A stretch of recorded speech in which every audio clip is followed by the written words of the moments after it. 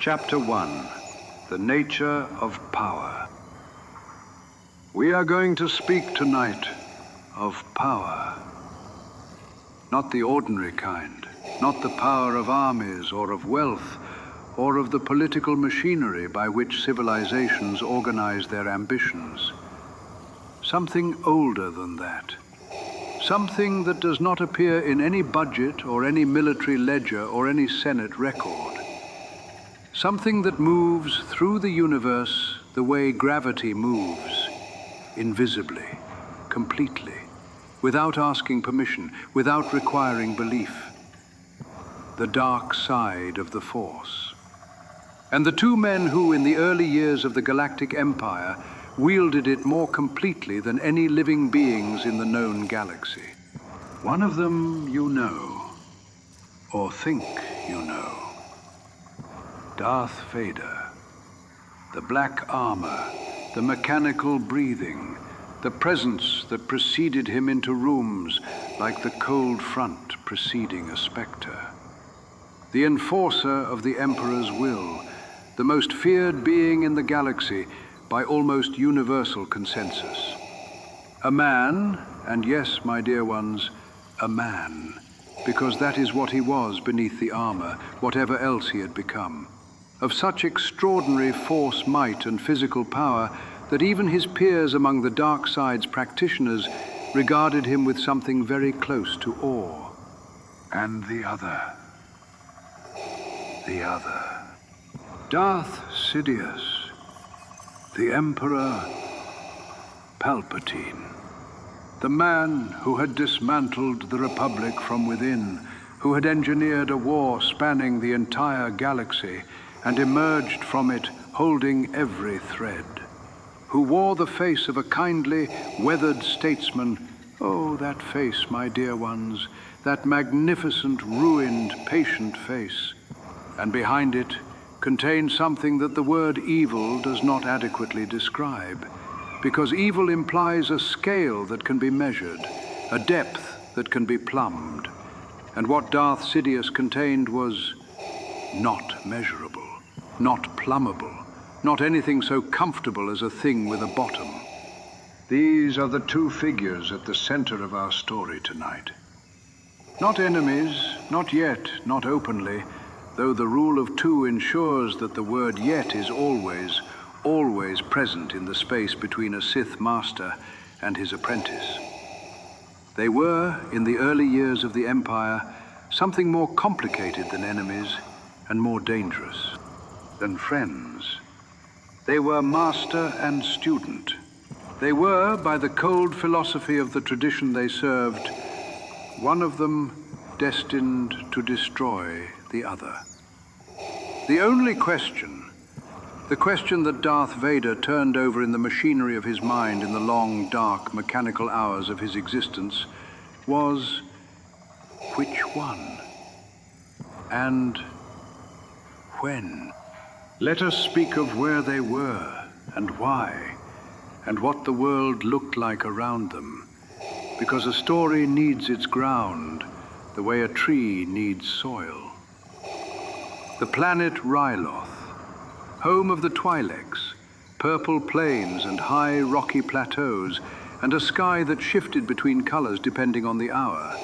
Amber at dawn, a deep bruised violet toward evening, a black so complete at night that the stars seemed not to be shining in it, but cut through it, like holes in a cloth held up to light. It was a world with a history of suffering. Its people, the Twi'lek, had been exploited for generations, by slavers, by the Republic, and now by the Empire, which had stationed garrisons and mining operations across the surface with the particular thoroughness of an institution that has decided a world is a resource rather than a home. And the world had decided, with the particular stubbornness of peoples who have been exploited for so long, that stubbornness has become cultural inheritance to resist.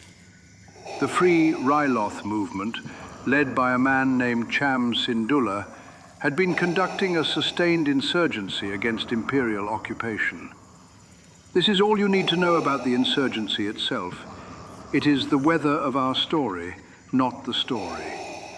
The stone in the water, not the water. What matters is what the stone disturbs.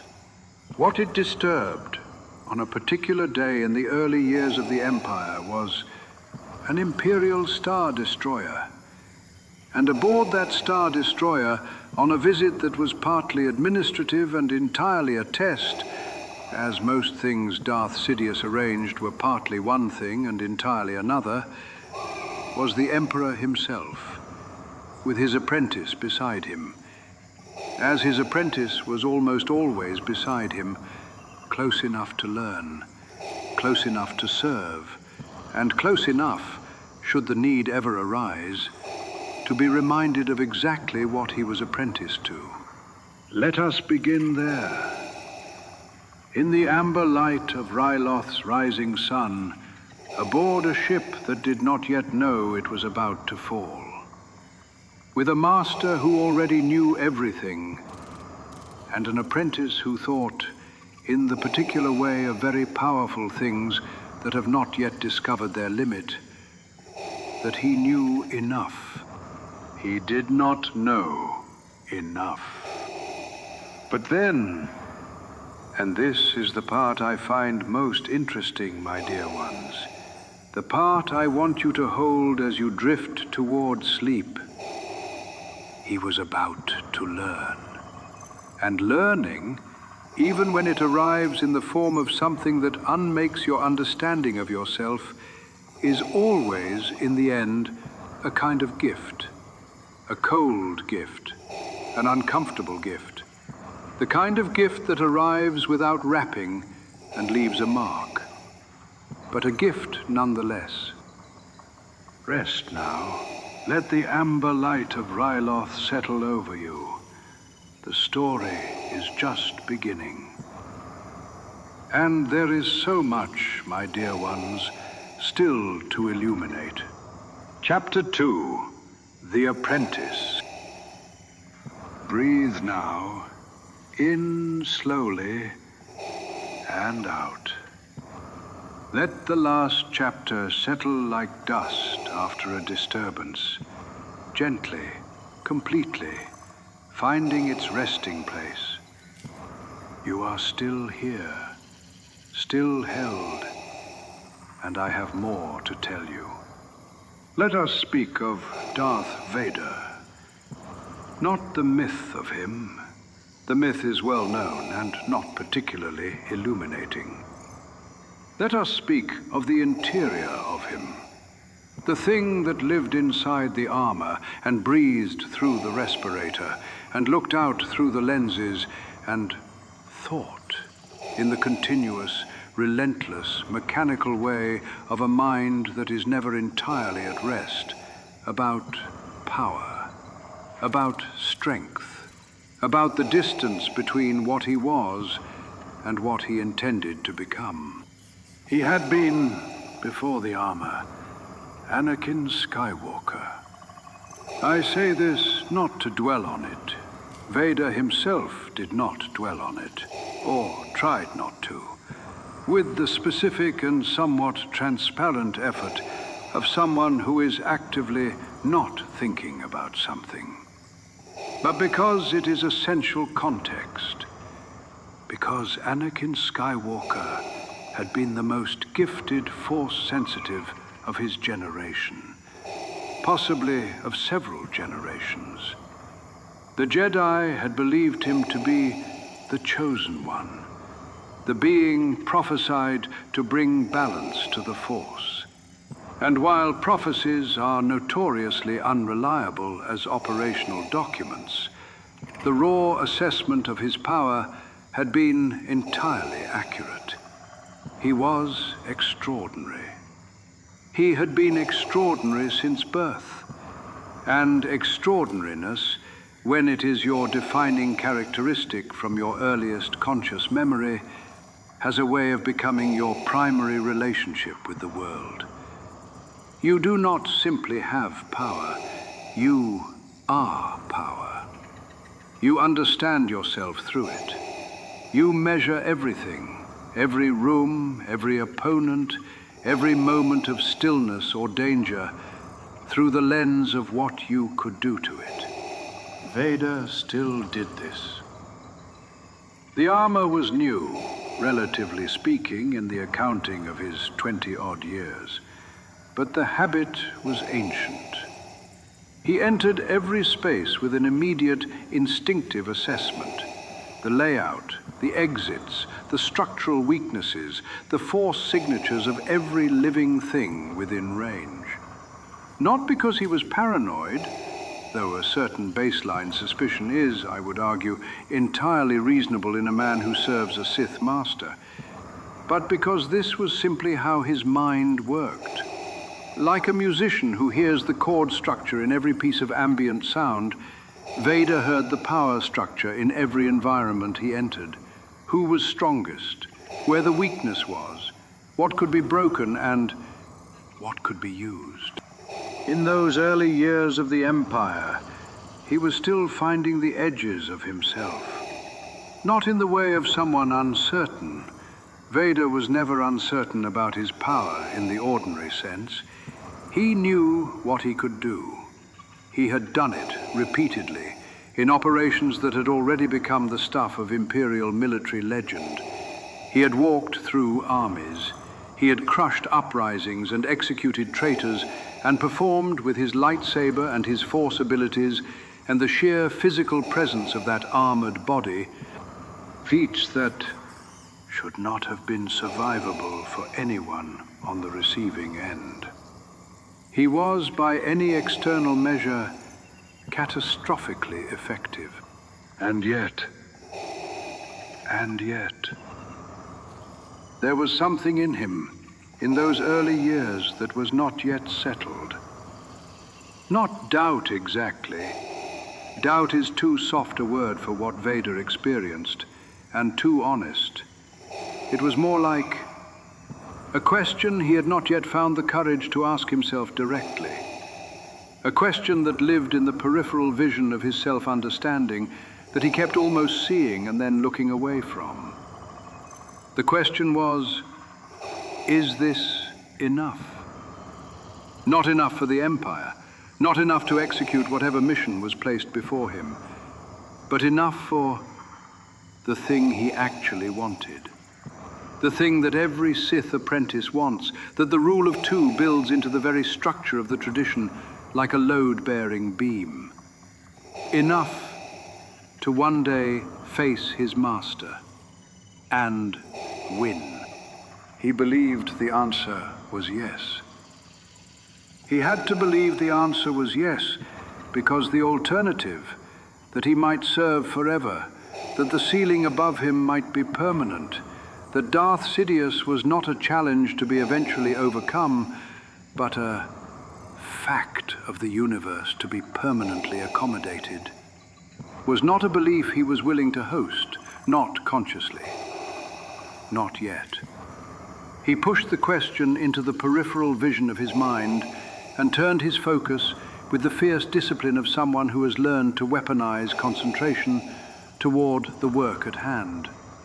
The work at hand, on this particular morning above Ryloth, was accompaniment. He was here to accompany the Emperor on an inspection of the garrison, of the mining operations, of the general state of Imperial control over a world that had been making itself difficult.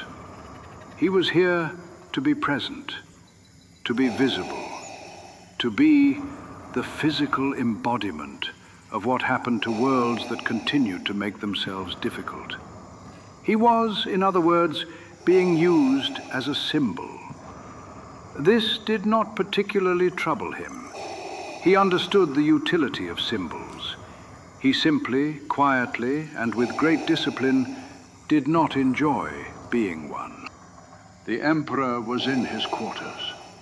Vader knew this the way he knew most things about Palpatine, through a combination of direct awareness and the particular quality of presence that Darth Sidious projected through the Force, which was not quite like any other presence Vader had encountered.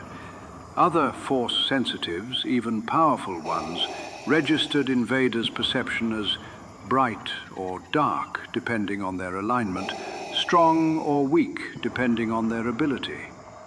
Palpatine registered as something else. Something that the ordinary vocabulary of Force perception did not quite have words for.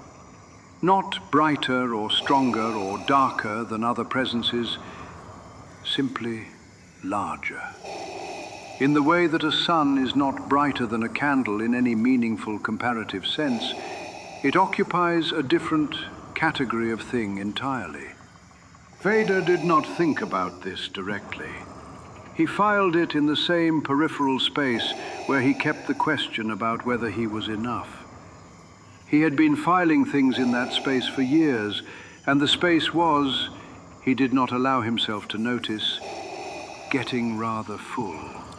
He stood at the viewport of his own quarters and looked down at Ryloth's amber-lit surface and felt, through the Force, the currents of unrest that moved through the world below like weather patterns.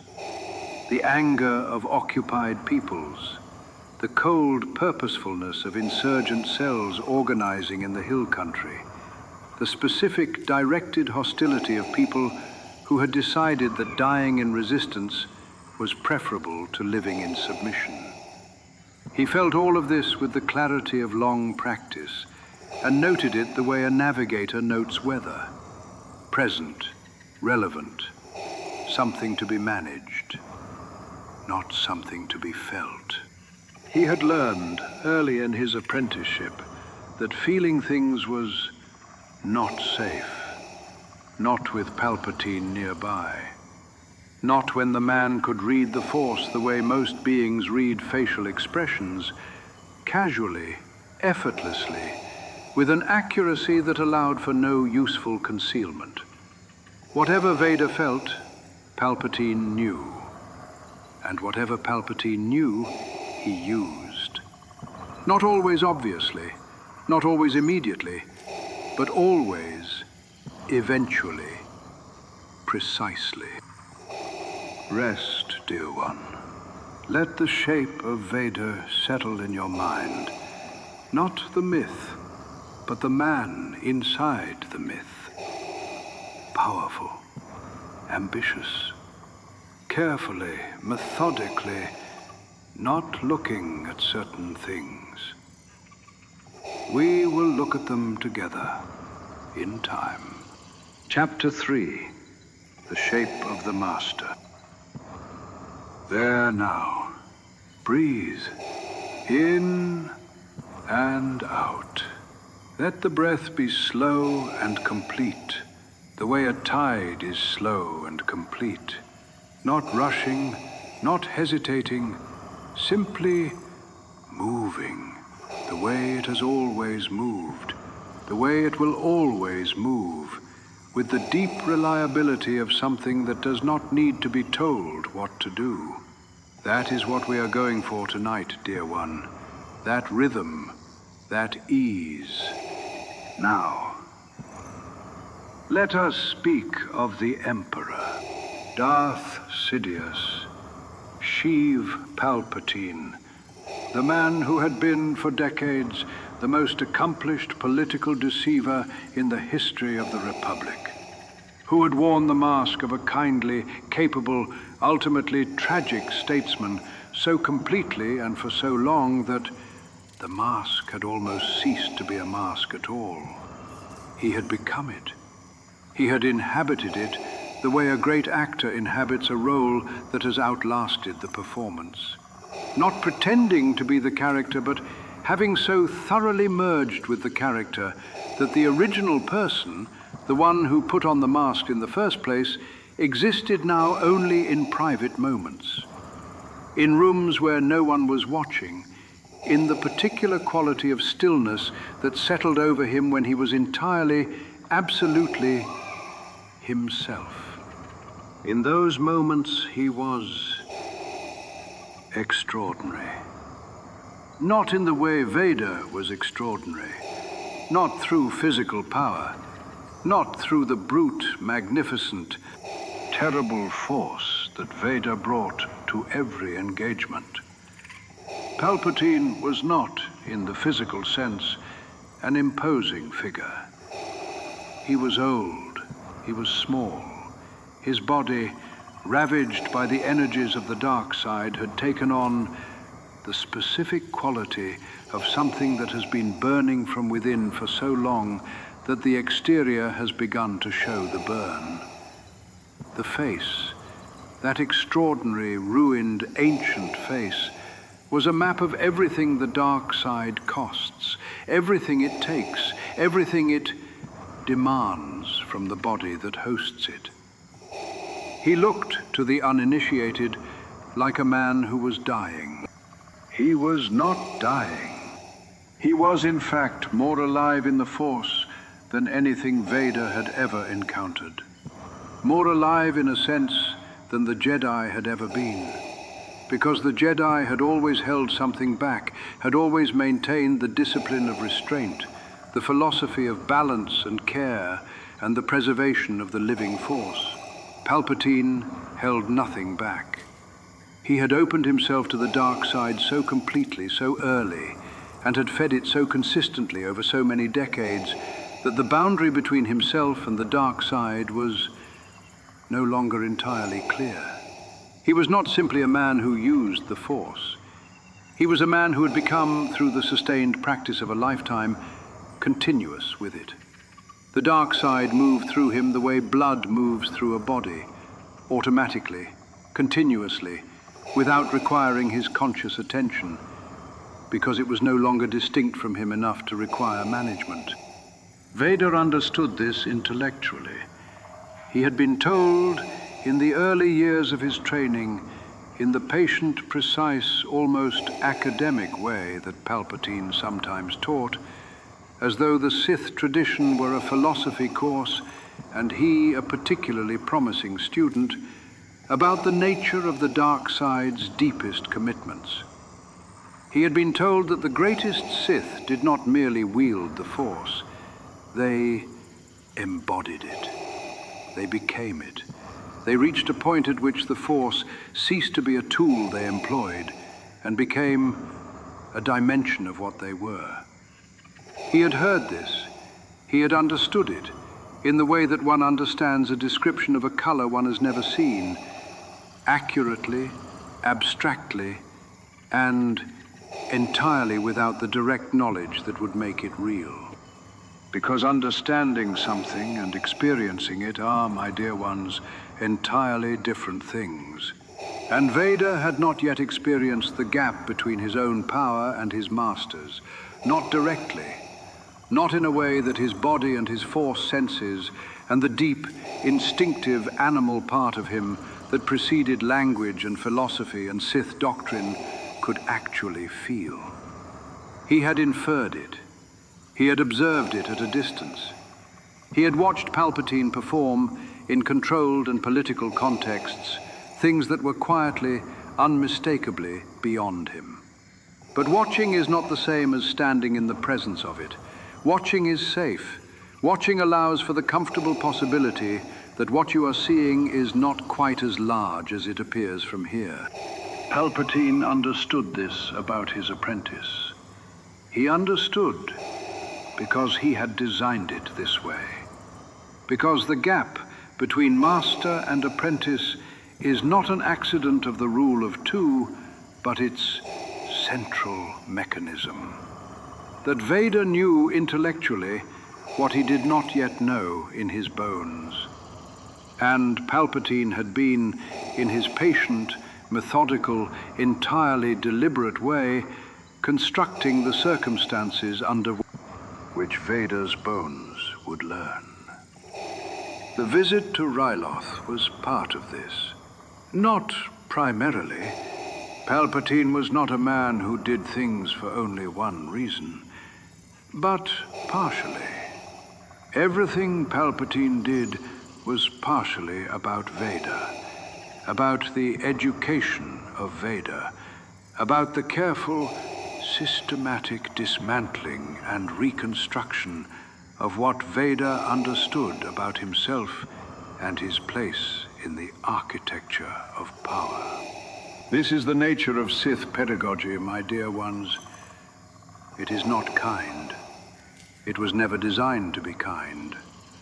The rule of two, one master, one apprentice, the master embodying the power and the apprentice craving it, is built on the understanding that the only way to make an apprentice truly powerful is to show them, repeatedly and without comfort, how far they still have to go. To be the wall they run into, to be the ceiling they cannot break. Not because cruelty is the goal, but because genuine limitation, genuinely experienced, is the only teacher that an apprentice as powerful and as proud as Darth Vader would actually listen to. Palpatine, in the early years of Vader's training, had been many things to him.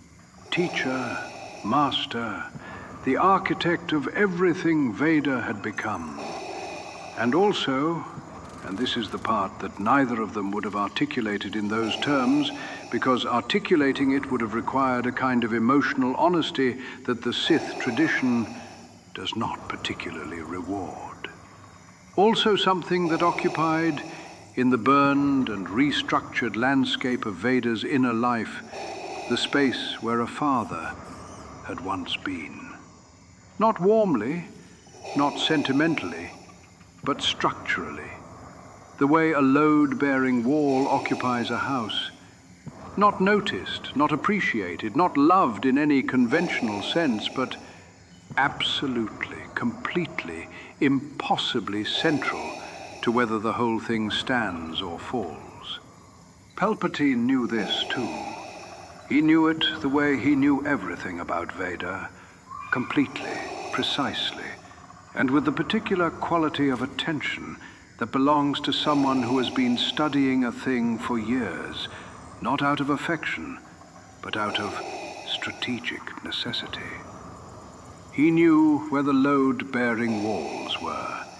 He knew which ones to lean on, and which ones, if he leaned on them too soon, would bring everything down.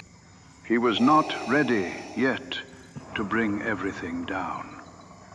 There was still work to be done, still lessons to be delivered, still, somewhere below Ryloth's amber-lit surface, an insurgency providing the perfect classroom for the next one. Rest now. Let the shape of the Master settle over you like something very large and very still. He is watching. He is always, always watching. Chapter 4, The Fall. Breathe now, dear one, in slowly and out. Let the air carry whatever small tensions remain in your body straight out of you as you exhale. Good.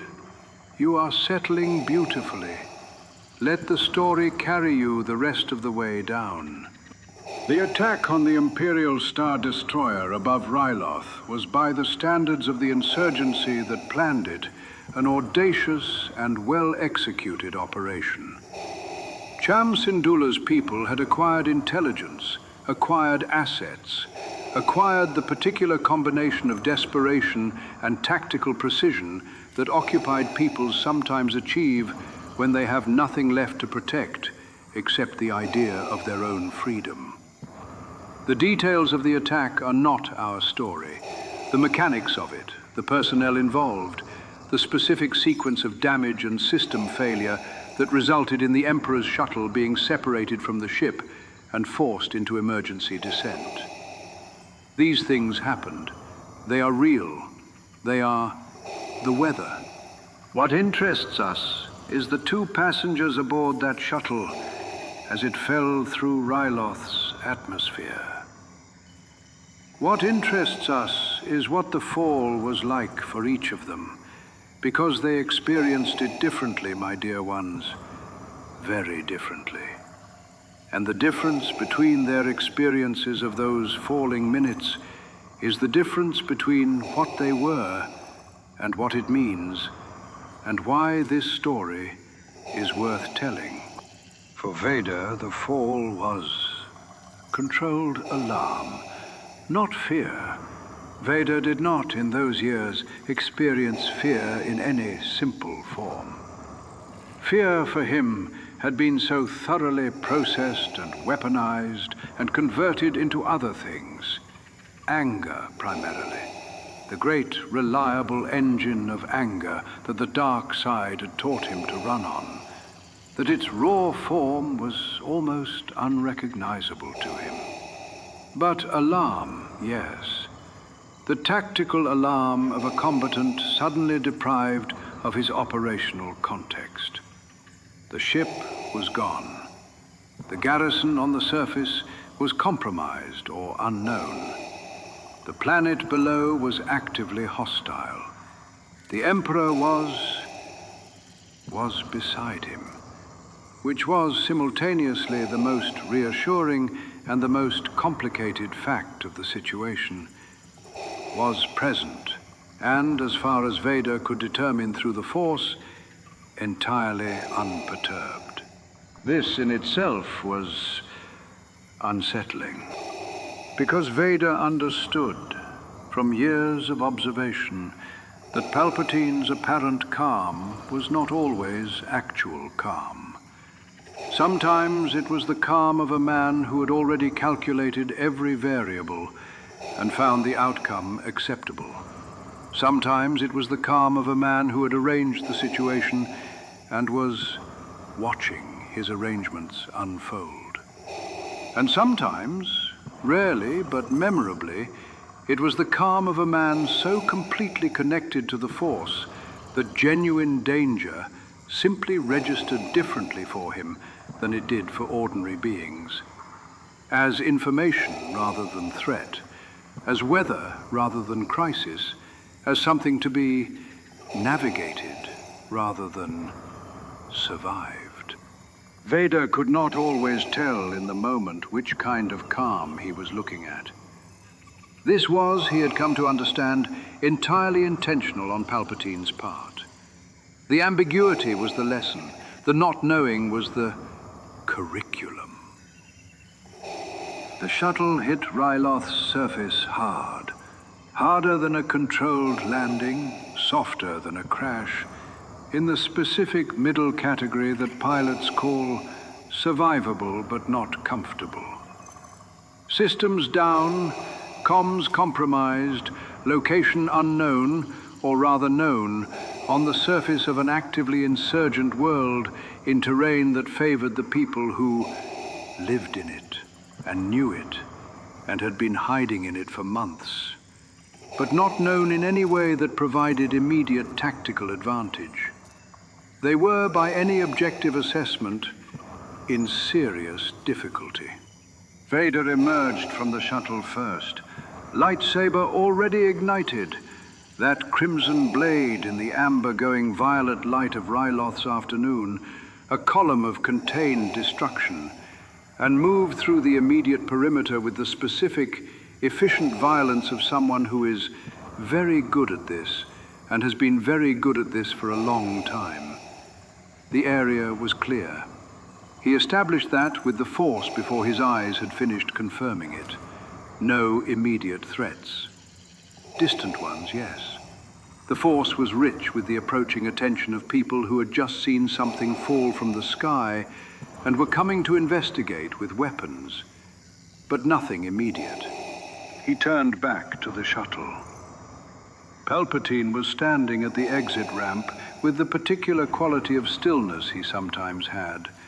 The stillness of something that has stopped moving, not because it is resting, but because it has decided for the moment not to. He was looking at Ryloth's landscape with an expression that Vader had never quite been able to read.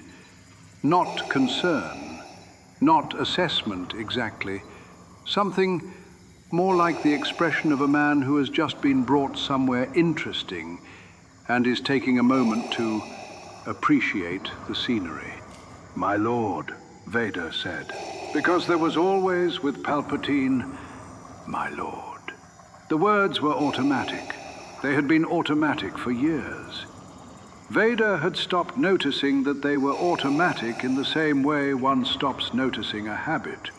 Which is to say, he had not stopped noticing at all, but had trained himself to experience the noticing as neutral, as simply a fact, as the way things were, rather than the way he had chosen for them to be. There is a particular discipline in this, in taking a choice and converting it into what feels like nature. And it is a discipline the Sith tradition teaches very thoroughly, because it is useful. Because an apprentice who feels his submission as a choice is an apprentice who might one day unchoose it. An apprentice who feels his submission as simply the way things are is considerably more manageable. Palpatine turned from the landscape and looked at Vader and smiled. That smile. My dear ones, I want you to understand something about that smile before we go any further. It was warm. It was genuinely, technically warm. It reached the eyes. It contained what appeared to be real affection. It communicated, to any observer capable only of reading the surface, the fondness of an old man for someone he had shaped and watched grow. And beneath it, visible only to Vader, only through the Force, only because Vader had been in proximity to it long enough to learn to read the thing beneath the surface, was something else entirely. Something patient, something that was not quite calculation and not quite appetite, but existed in the precise space between them. Lord Vader, Palpatine said. His voice was what it always was. That voice, ancient and modulated, and containing in its harmonics a quality that operated below the threshold of conscious hearing, that spoke directly to something older than thought. I believe we have work to do. They did. But not the work Vader, in that moment, understood himself to be doing. Rest, my dear ones. The shuttle has landed. The planet is hostile, and somewhere in the hills of Ryloth, the real lesson is already waiting. Chapter 5. Hunted. Be still. Let the sound of your own breathing be the whole of the world for just a moment. That simple, reliable rhythm. In and out. Good. You are doing beautifully. The story continues now, and it takes us deeper, into the hills of Ryloth, into the purple dusk, into the space between a master and an apprentice who are, for the first time in Vader's memory, genuinely alone together and genuinely in danger. They moved through the terrain with the specific quality of motion that belongs to beings who are extremely dangerous and know it. Not cautiously, not frantically, but with the focused, efficient purposefulness of predators who happen to currently be prey and are managing this irony with considerable professionalism. The Ryloth hill country was rocky and fractured. The landscape all sharp angles and deep shadows. The kind of terrain that rewards people who know it and punishes people who don't. Vader did not know it. He compensated for this with the Force, reaching out constantly, mapping the living signatures around them, tracking the approach of the insurgent forces who had almost certainly already located the crash site and were moving toward it with the purposeful patience of people who know the ground and can afford to take their time. Palpatine walked beside him. Not behind, not ahead, beside. This in itself was notable. In most contexts, the Emperor did not walk anywhere alongside Vader. He moved in processions, behind honor guards, in vehicles, at the center of arrangements designed to communicate the full ceremonial weight of what he was. Here, there was no ceremony. Here, there was only the two of them, and the rocky ground, and the approaching dark, and the slowly accumulating pressure of hostile forces tightening around their position like a hand closing. And Palpatine was, in a word, unconcerned. Not performing unconcern, Vader could have detected performance, had learned to detect it in years of proximity to the galaxy's most accomplished performer. This was genuine. This was a man in a difficult situation who was nonetheless entirely at ease, in the way that very old trees are at ease in storms. Not because the storm isn't real, but because the tree's roots go deep enough that the storm, however fierce, is simply not relevant to the question of whether the tree remains standing. Vader found this, in ways he did not examine directly, deeply disquieting. "They will find us within the hour," he said. Not a question, not concern. Concern was not a register he used with Palpatine, because concern implied vulnerability, and vulnerability with Palpatine was a thing to be managed with great care. A statement of tactical fact, offered in the flat, informational tone that Vader used for things he wanted to sound like assessments rather than feelings. "Yes," Palpatine agreed pleasantly, as though this were a moderately interesting observation about the local weather. "They will." He paused. One of his pauses, the ones that had weight in them, that were not merely the absence of speech, but the presence of something being decided. "And what do you intend to do about it, Lord Vader?" What Vader intended to do about it was what he always did. Meet the threat directly, destroy it thoroughly, and move forward. This was his solution to most problems, and it had served him adequately. He said as much with the condensed efficiency of someone who considers tactical discussion to be more or less the same as doing the thing. Palpatine listened. He had the quality, when listening, of being completely present in a way that most beings are not. Not waiting for his turn to speak, not processing what he was going to say next, but actually receiving what was being said, turning it in his mind, finding its shape.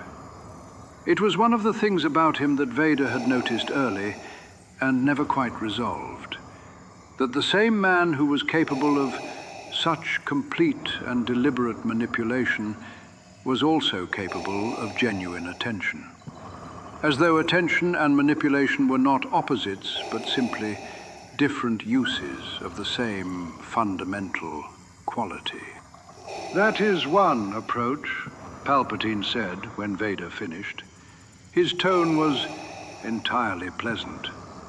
There was nothing in it that could be identified as criticism. And yet something in the phrasing, "that is one approach," sat in Vader's chest with the specific, unreasonable weight of something that has been designed to sit there, to be felt, to be not forgotten. They moved higher into the hills.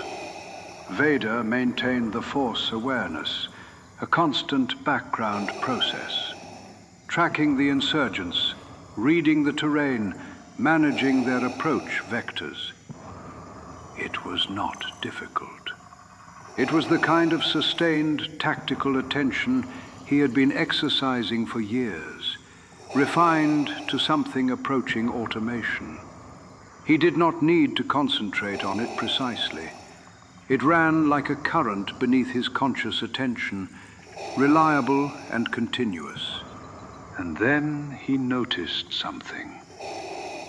Something that he had noticed before, in other contexts, but had consistently, methodically declined to examine closely. The force around him, the living, active, moment-to-moment presence of the Force as he moved through the Ryloth hills, had a quality near Palpatine that it did not have elsewhere. Not brighter. Brightness was not the right frame. Not stronger in the way that Vader understood strength in the Force. Deeper. The way a very deep body of water feels different from a shallow one, even when the surface looks the same. Not in the surface texture, but in the sense of what is beneath it. The sense of how far down it goes. The sense that if you were to fall in, you would fall for a very, very long time before you found the bottom.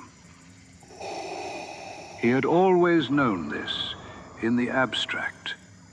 He was beginning now in the specific, concrete reality of moving through hostile terrain with this man beside him, with danger genuinely present and his own abilities genuinely engaged, and therefore genuinely measurable against whatever was engaged beside him.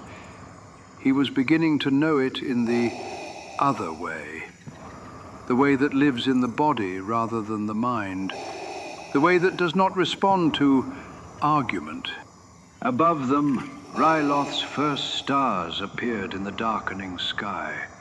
Small, precise points of light in the deep violet overhead. Indifferent and beautiful and entirely uninvolved in the education currently being administered in the hills below. The insurgents were closer now. Vader could feel them in the Force. Their anger, their determination, the specific quality of people who believe deeply in what they are doing and are not afraid to die for it. He prepared himself, organized his capabilities. Ready. Beside him, Palpatine breathed. And through the Force, Vader felt something shift, something enormous. Something deep, something that did not announce itself or demonstrate itself, but simply became present. The way pressure becomes present when you descend into deep water. Not a movement, not an action, just a change in what the Force felt like in this particular location, in this particular moment. Like the temperature of the air changing when something very large moves into the space nearby. Rest, dear one. The dark is coming to Ryloth. The insurgents are closing in, and something immense has just quietly announced itself. Chapter 6. The Cold of the Dark Side. Shh. Be very still now. Breathe slowly. In through the nose, out through the mouth. The way the body breathes when it is finding its deepest rest. Yes, like that. You are going down now, dear one. Down into the warm dark where the story lives. Let it hold you. The insurgents came at night. They were skilled, trained in the particular arts of people who have been resisting occupation long enough to get very good at it. They moved through the Ryloth hill country with the fluid confidence of people who have memorized this terrain the way a musician memorizes a piece. Not consciously, not with effort, simply in the body, in the feet, in the instinctive knowledge of where the ground is solid and where it isn't. Vader met them. Of course he did. This is what Vader did. He met things directly, with the full force of what he was, and the things he met did not, as a general rule, require meeting a second time. The crimson lightsaber in the darkness of the Ryloth hills was terrible and precise. He moved through them, not with cruelty for its own sake, but with the specific economy of a combatant who is very skilled and wants the engagement resolved quickly. The Force was his, and he was the Force's, and in those moments of combat, pure and physical and immediate, he was as close to complete as he ever felt, as close to the thing he understood himself to be. And through it all, through all of it, Palpatine watched. This was not unusual. Palpatine frequently watched. He had a way of positioning himself at the edge of an engagement that communicated, without anything so explicit as words, that he was present by choice. That his observation was a decision, not a default. That if he chose to move from observation to participation, the situation would change in ways that Vader had not been asked to imagine and could not fully predict. He watched Vader with the specific attention of someone who is not seeing what is in front of them, but what it means. Not the fight, but the information the fight contained. The engagement ended, as engagements with Vader tended to end, completely, and in Vader's favor. He stood in the aftermath, breathing through the respirator in its mechanical rhythm, and felt the silence of the Force where the insurgents had been.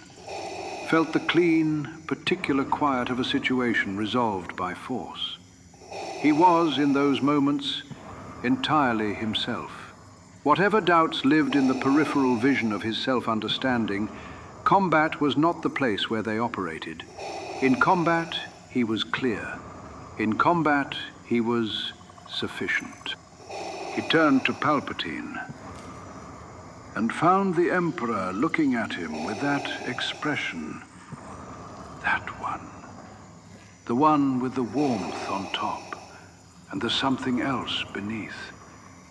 And feeling, through the Force, the quality of Palpatine's regard, which was, and here, my dear ones, I want you to slow down with me, because this is the hinge of the chapter, the moment that everything before it has been building toward and everything after it will turn on, which was not impressed, not unimpressed either. It was more subtle than that, more specific. The quality of a teacher watching a student perform something the student has genuinely mastered, watching it with real recognition of the mastery, and simultaneously with the calm perspective of someone who knows exactly how much further there is to go. Watching it as what it is, not the destination, but a point along the way. A point that is, from the teacher's vantage, quite early in the journey. "Well done, Lord Vader," Palpatine said, and meant it. Vader could feel that he meant it, could feel the genuine quality of the acknowledgement, which made what came next simultaneously better and worse than dismissal would have been. "You are formidable." A pause. That weighted, deliberate Palpatine pause, the one with architecture in it. "There are more coming." There were more coming. Vader had known this. He had felt them through the Force. The next wave, organized and patient and moving with the methodical confidence of people who understand that numbers have their own kind of power and are prepared to spend them. He prepared himself again, organized himself again, and felt beside him Palpatine change. Not visibly. Not in any way that would have registered to eyes that were not Force-sensitive, or to a Force-sensitive who had not spent years in proximity to this specific person learning, involuntarily and somewhat against his will, to read the textures of his presence. But in the Force, in the deep, dimensional, unmistakable, once you know it, quality of the Force around Palpatine, something happened. Something expanded. The word expanded is not quite right, but it is the closest available word. The way a fire expands when the air feeding it changes, the way a sound expands when the acoustics of a space suddenly, completely open. The Force around Palpatine became more, became deeper, became wider, became a thing that Vader's perception tried to measure and simply could not, because the measuring instruments he had available were insufficient to the scale of what was being measured. And then Palpatine acted. And, my dear ones, I want to be careful here, careful and precise, because what I am describing is not something that the ordinary vocabulary of combat or power or force ability was built to contain. And I do not want to reduce it to spectacle when it was something more profound than spectacle. What Palpatine did was not more impressive than what Vader had done. It was not more violent, not more technically sophisticated. It was different in kind. Different in the way that a river and an ocean are different. Not in the nature of what they are made of, but in the scale of the thing, in the sense of what is behind it, in the utter absence of any feeling that it might at any point run out. Vader watched, and through the Force he felt what his eyes were confirming. The power moving through Palpatine, the dark side flowing through him, not as something he was channeling, but as something he was. In the same way that a river channel does not channel the river so much as become it, become the shape the water has made for itself, and felt, for the first time in a very long time, something that lived in the same neighborhood as awe. Not admiration, not respect exactly, something more involuntary than either of those things.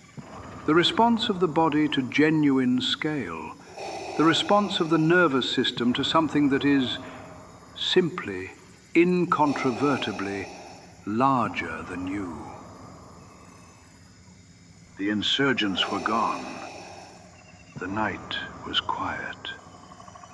Ryloth's stars burned in their ancient patterns overhead, indifferent and precise.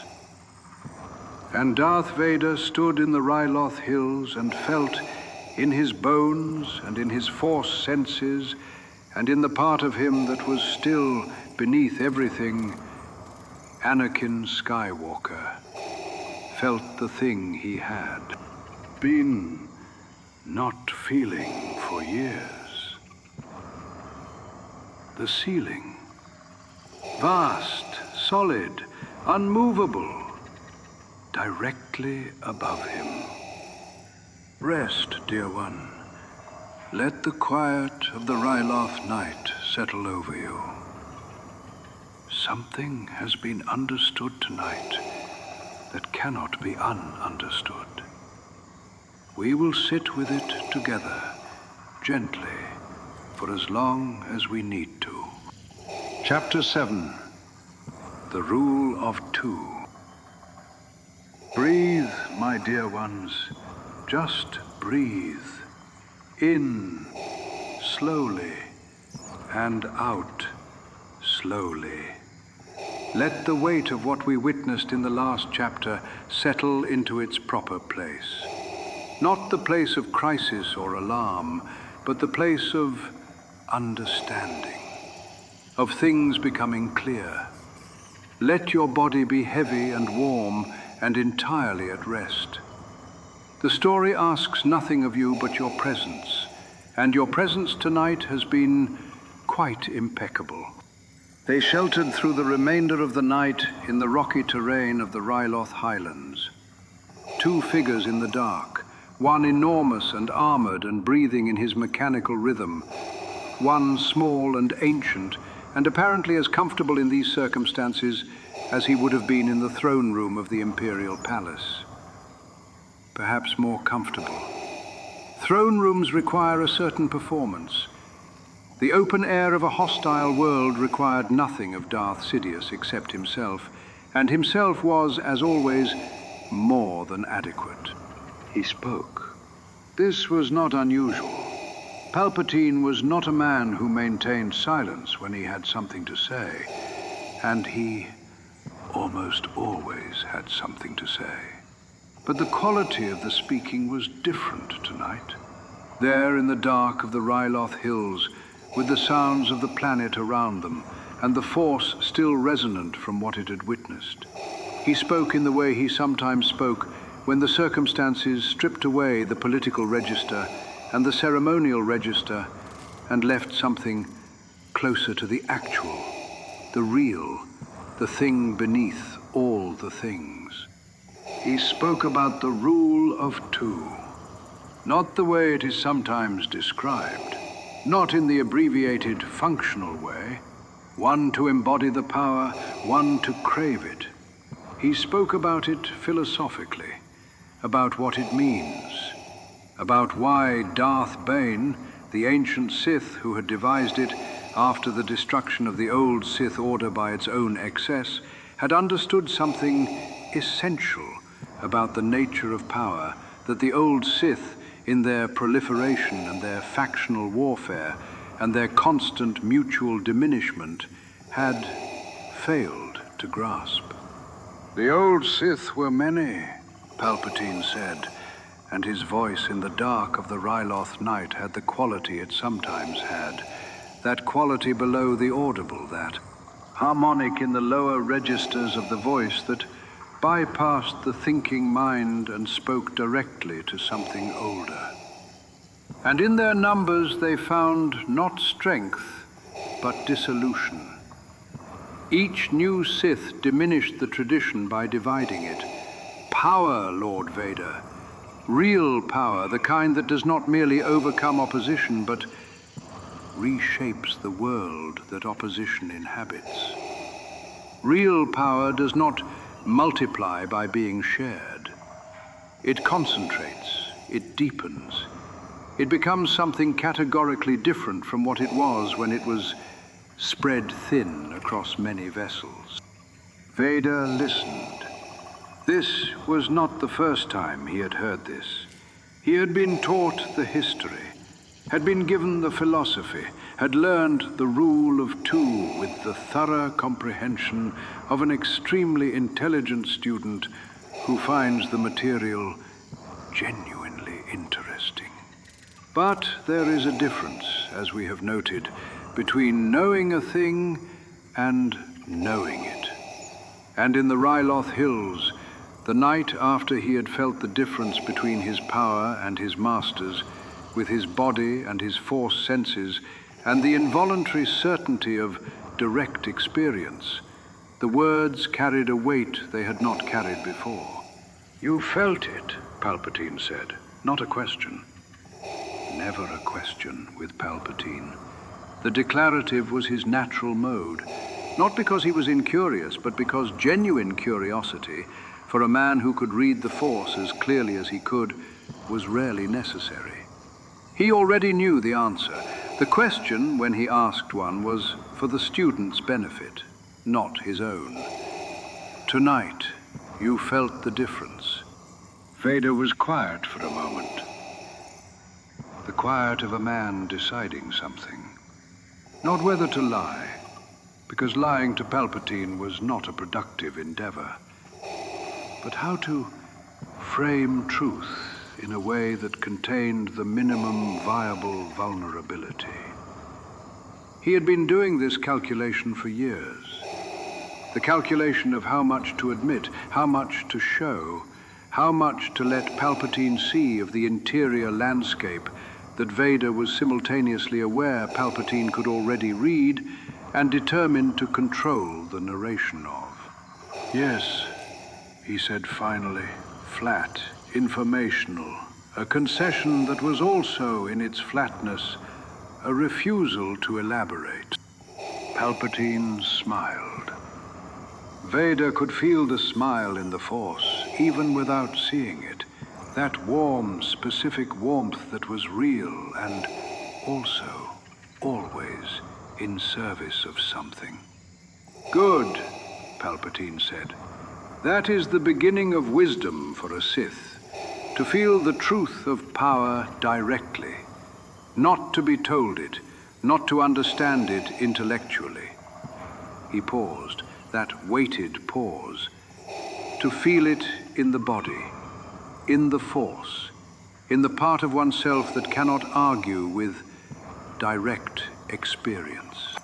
The apprentice must always know what the master is, Palpatine continued. His voice was gentle. This was the worst version, the gentle voice, the patient voice, the voice that sounded like instruction and felt like something else entirely in the dark place in Vader's chest where the thing that was not quite feeling but was not quite not feeling lived. Must know it completely, not as a fact. Facts can be minimized, contextualized, argued with. Must know it as reality, as the reality, within which all of the apprentice's own power exists. The way a fire knows the air it burns in. Not because the fire is less real or less hot, or less capable of consuming things, but because the fire does not exist independently of what sustains it. Vader absorbed this. He was very good at absorbing things. It was one of his core competencies, honed over years of training and deployment, and the particular discipline of containing enormous things in the machinery of a mind that had learned, by necessity, to hold more than it showed. He absorbed it and filed it, and knew, with the specific, uncomfortable knowledge of someone who has just been handed a truth, shaped like a lesson, that it would be with him now, that it had joined the growing archive of things he knew in his bones that he would have preferred to know only in his mind. The rule of two. One master to embody the power, one apprentice to crave it. The craving is not incidental. The craving is the mechanism. The apprentice must want what the master has, must feel the gap between them as both a deprivation and a destination. Must be close enough to the power to feel its heat, but not so close that the heat destroys them. Must be held perpetually in that specific middle distance. Hungry, capable, growing, and not yet ready. Not yet. Rest now. The philosophy has been spoken.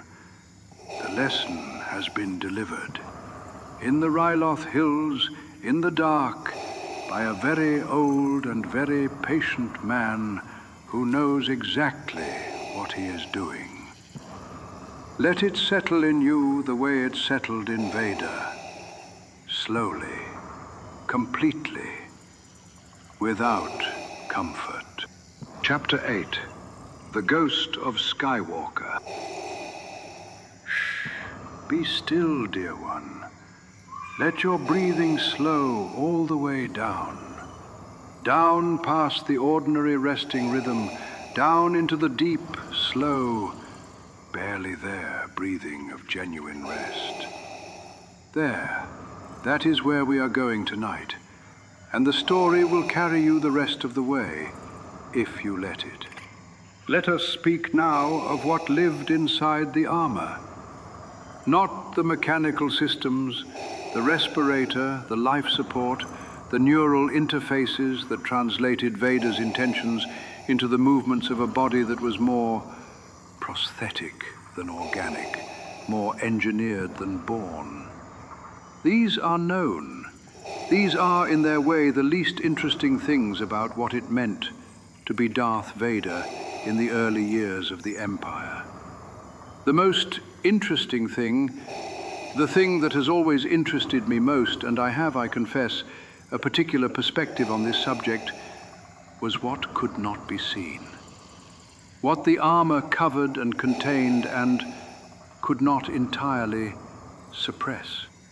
There was, beneath the anger and the discipline, and the dark side power, and the Sith philosophy, and the armor, and the respirator, and the 10,000 carefully maintained habits of thought that Vader had spent years constructing as a replacement for the interior life he had dismantled. Beneath all of that, something remained. Not much, not loudly, but persistently. With the particular persistence of things that have very deep roots and do not entirely die, even when everything above the ground has been taken. Anakin Skywalker. Not as a person, not as an identity that Vader acknowledged or returned to or felt any comfort in.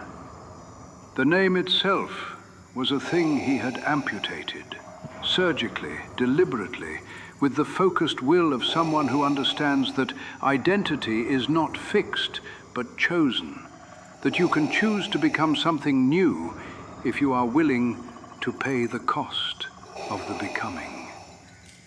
He had paid the cost. He was not Anakin Skywalker. He was Darth Vader. He had rebuilt himself from the foundations up in the image of what he intended to be, and he was that thing, completely and without reservation. And yet, in the Ryloth hills, in the dark, sitting with Palpatine's words settling into him like stones into deep water, there was something, a quality of experience, a texture of what it felt like to be in his own body in this particular moment, that was familiar in a way that Vader could not attribute entirely to his own history as Darth Vader. It was familiar in a different way, in the way of something experienced long before the armor, long before the dark side, long before Mustafar, experienced in a body that could feel things without the mediation of a suit that turned pain into information. In a life that had not yet made all the choices that made this life inevitable. The particular feeling of being beside someone who was larger than you in a way you could not overcome. The particular feeling of being, despite all your power, despite all your training, despite everything you had sacrificed and built and become, smaller. Not weak, not incapable, simply smaller, in the specific sense of existing within something rather than being the largest thing in your own context. Anakin Skywalker had felt this beside Obi-Wan Kenobi in the early years. Not in the sense of force power. Anakin had known, even young, that he exceeded his master in raw ability, but in the sense of wisdom, in the sense of knowing how to be, in the sense of the ease with which Obi-Wan occupied himself. That particular Jedi serenity, that way of standing in the center of whatever situation arose and finding always the most considered and most humane response, that had always been beyond Anakin's reach. Not because he was incapable of wisdom, because wisdom requires patience, and patience requires stillness. And stillness was the one thing Anakin Skywalker had never quite been able to achieve. Vader did not think about Obi-Wan Kenobi if he could help it.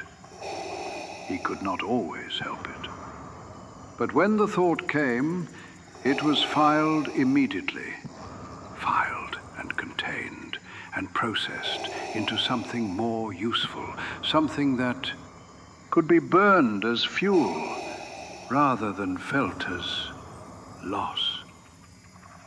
He was very skilled at this. He had been doing it for years.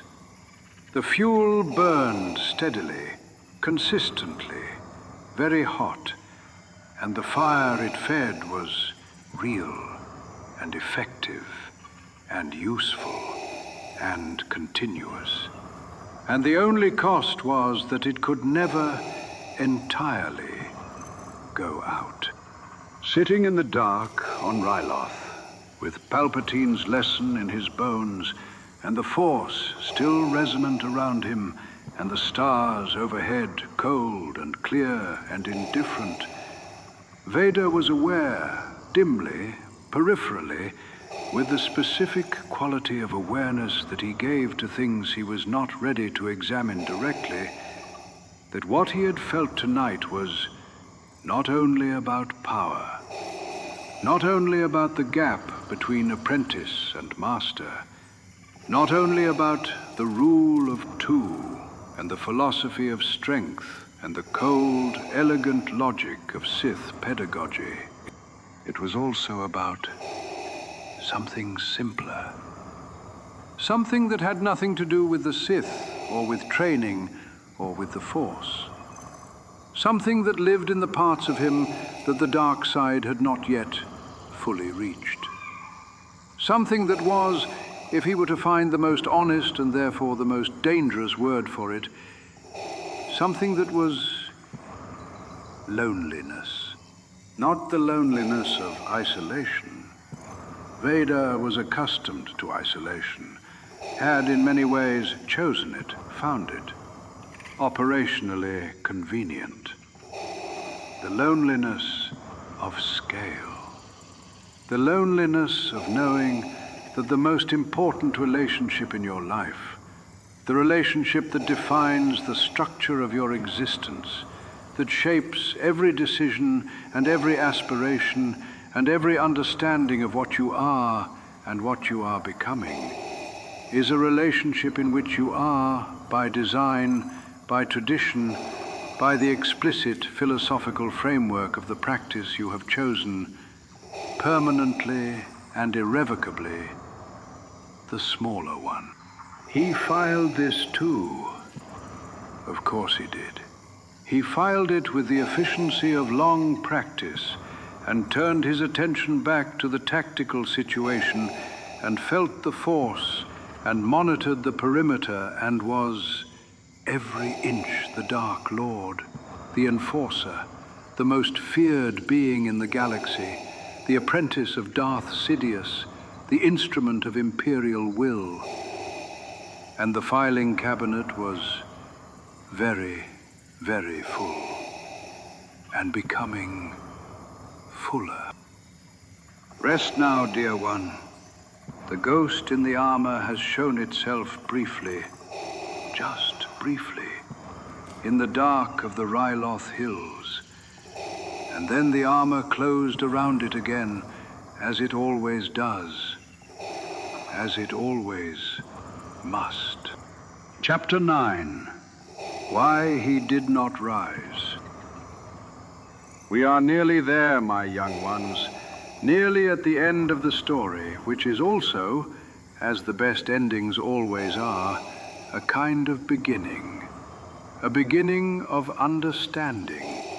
Take a breath with me, slow and complete all the way in, and then all the way out. Let the story settle a little deeper into you.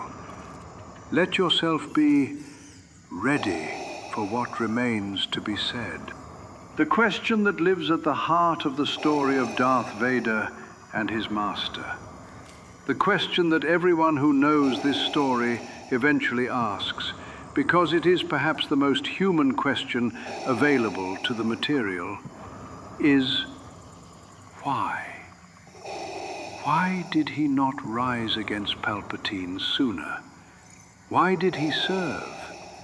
Why did a being of such extraordinary power, a being who had dismantled armies and broken planets and stood by any conventional measure at the absolute summit of what the Force could make of a physical body, why did that being spend decades as an apprentice, as a subordinate, as the second?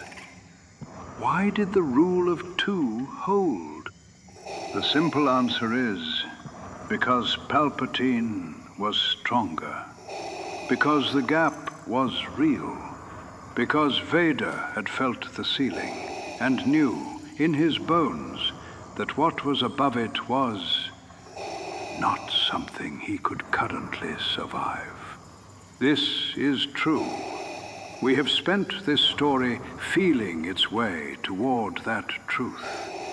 And the truth is real and important, and not to be minimized. The Force disparity between Darth Sidious and Darth Vader in those early years was not a gap that ambition or rage or any available increase in power and training could have closed quickly. Palpatine had been practicing for decades beyond Vader's lifetime, had reached depths of the dark side that Vader was still, in very real ways, descending toward. The ceiling was real, and it was solid. And Vader knew this with the certainty of direct experience. But that is not the whole answer. And I am, my dear ones, a narrator with a great fondness for whole answers, or as whole as we can make them.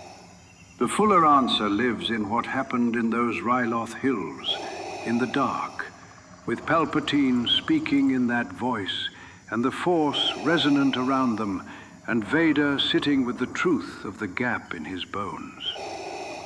Because Vader did not only stay because he could not win.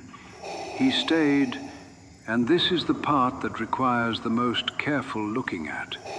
He stayed because of what Palpatine had made him. Because the relationship between master and apprentice, in the Sith tradition, is not only a power relationship, it is a formative one. Palpatine had not merely trained Vader in the use of the Force, he had built him.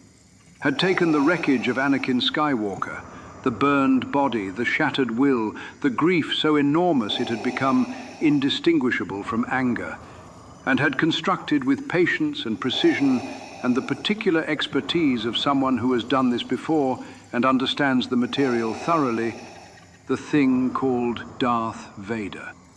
This is not nothing. This is, in fact, everything. Because a thing that was built by someone carries in its structure, in its foundations, in the load-bearing walls and the deep architecture of what it is, the mark of its builder. Not as a flaw, not as a weakness necessarily, but as a fact. The way every building carries in itself the understanding and the intention of the architect who designed it, and cannot, without fundamentally becoming something else, simply discard that inheritance. Vader was ambitious. The ambition was real as his rage, as real as his power, as real as the dark side itself. He wanted what Palpatine had. He intended, with the cold, patient, long-term intention of someone who understands that some things take time, to one day take it. This was not a secret. It was not in the Sith tradition even a transgression. It was the point. The craving is the mechanism. The ambition of the apprentice is what ensures the tradition continues, what ensures that each generation of the rule of two produces something stronger than the last. Palpatine had wanted what his master had, and Palpatine had taken it. Vader would too. Eventually. Possibly, if the ceiling moved, if the gap closed, if what lived in the filing cabinet in the deep interior of his not quite feeling did not first complicate things. But in those early years, in the Ryloth hills, in the amber-lit mornings that followed, in the whole long middle period of the apprenticeship, what he did was serve, not without reservation, not without the continuous background hum of ambition that Palpatine could feel and allowed and used, but serve. Present himself at the side of his master and perform the functions he was given and absorb the lessons he was taught and file the things that needed filing and not feel the things that needed not feeling, and be, to all appearances, exactly what he was supposed to be, which was, depending on your perspective, either the most powerful being in the galaxy or the most powerful being in the galaxy's shadow. There is one more thing. The thing I have been holding until now because it requires everything else to be in place first. Requires the power and the ambition and the gap and the architecture of what Palpatine had built before it can be fully felt. And it is this. Vader did not rise against Palpatine in those early years, also because in the part of him that was still and would always be partly Anakin Skywalker, he did not want to be alone. To destroy Palpatine would be to be the only one, the only Sith. The master without an apprentice, because there was no ready apprentice, because the galaxy had been scoured of Force sensitives, and the rebuilding of the tradition would take years, and in those years he would be what he had always, beneath the armor and the rage and the absolute commitment to the dark side, been most afraid of being. Not insufficient, not weak, alone. In the specific, interior, bone-level sense of alone that has nothing to do with whether other people are in the room. Palpatine knew this too, of course he did. He had built it. He had, in the careful construction of Darth Vader from the ruins of Anakin Skywalker, ensured that this particular load-bearing wall was in place.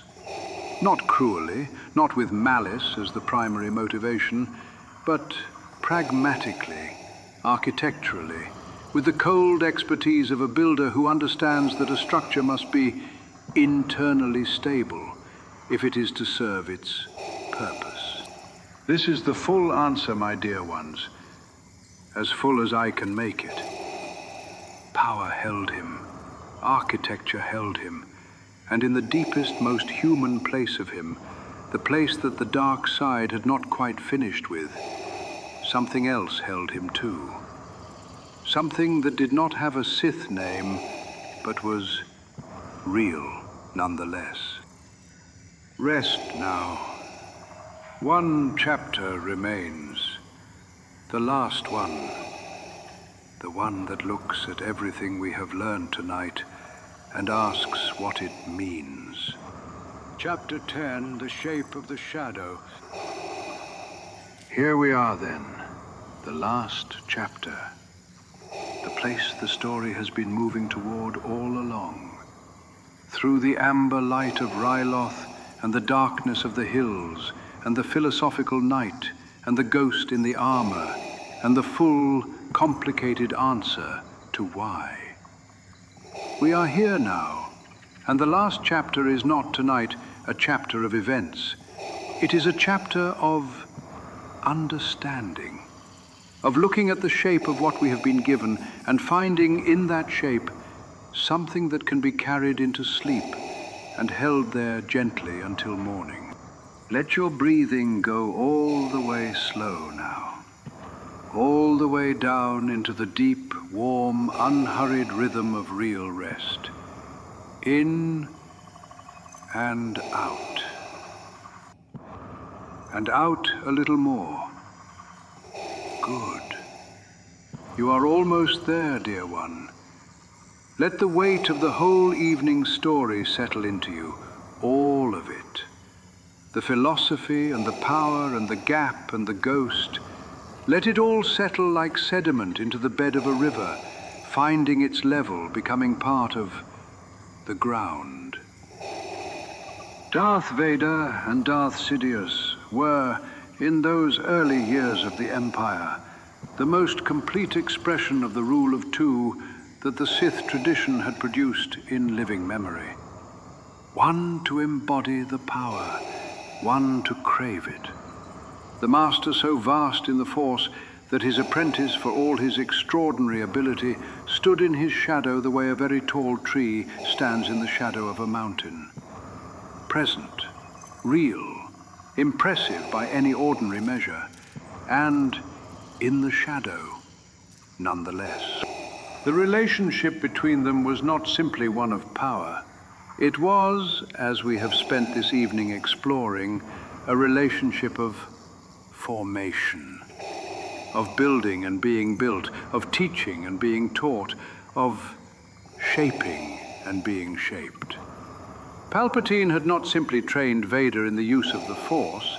He had given him, in the wreckage of what had happened on Mustafar, something to be, a structure, a purpose, a direction in which to point the enormous undirected energy of a grief that had nowhere else to go. This is not nothing, this is not kindness exactly. Kindness was never the operating principle, but it is something. It is the gift of form, the gift of being made into something rather than remaining the ruins of something else. And Vader, in the cells of him that the dark side had not reached, in the ghost that lived in the armor, understood this. Not comfortably, not with gratitude in any simple sense, but with the acknowledgement of someone who knows, without being able to entirely wish otherwise, that the architect of their current self is also the obstacle to their future self, and that these two facts cannot be separated. That you cannot take the building without taking the foundation, that you cannot take the power without taking the shape of the thing that gave it to you. The Ryloth hills were behind them. The insurgency would continue. It always continued, the particular stubbornness of occupied peoples being one of the galaxy's more reliable constants.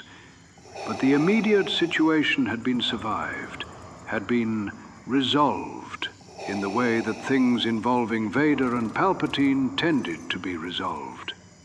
Completely, and at considerable cost to anyone who had been in the way. They had returned to Imperial control. The machinery of Empire had resumed its grinding, continuous operation.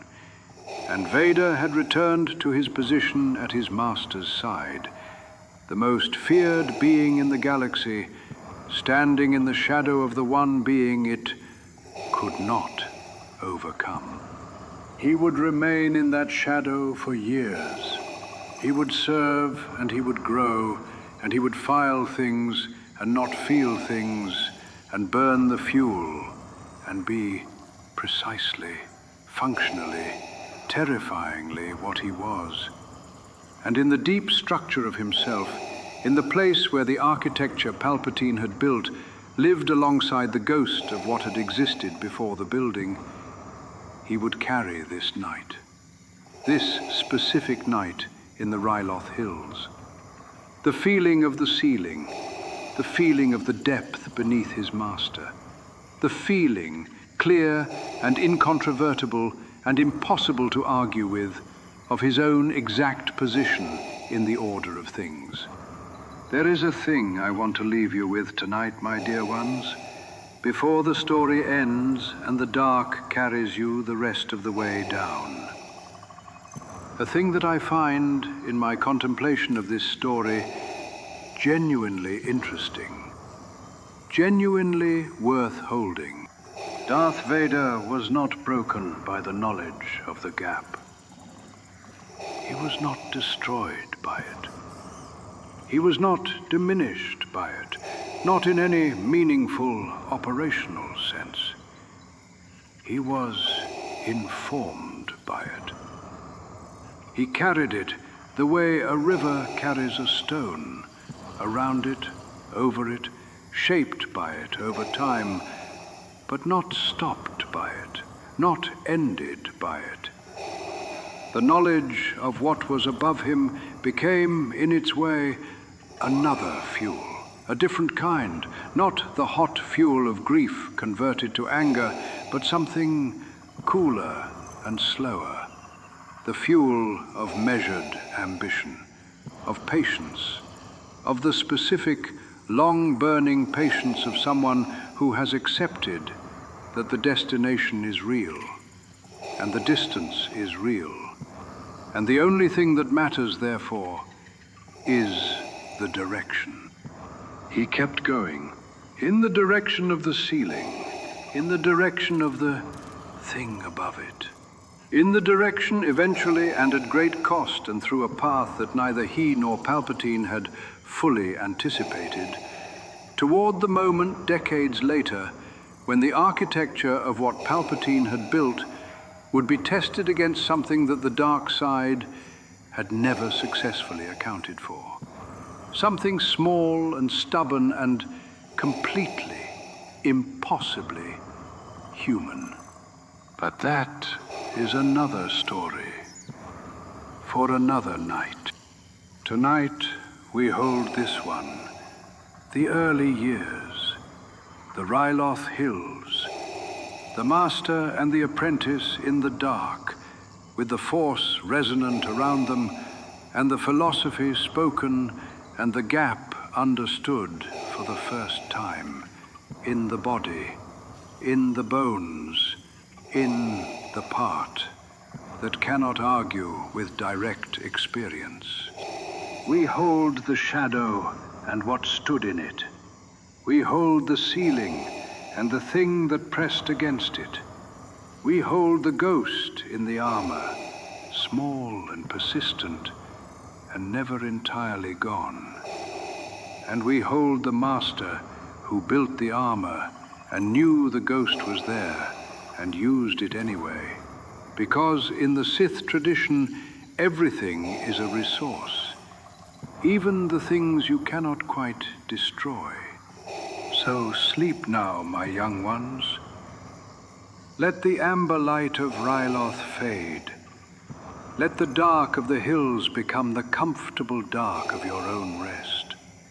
Let the story settle in you, not as something troubling, not as something that asks anything of you, but as something that illuminates, as a lamp held up in a dark room, showing you the shape of the space, showing you where the walls are, and where the ceiling is, and where, in the structure of the thing, the door might eventually be. The stars of Ryloth burned in the dark above the hills.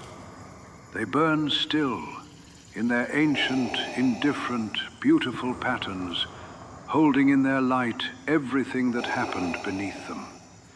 Every lesson given in the dark, everything understood that could not be ununderstood. Every ghost in every armor, every ceiling above every extraordinary thing that has not yet discovered how far it can go. Sleep now. Sleep. The story is complete. The dark is warm. And you, my dear one, you are held. Entirely and completely held. Good night.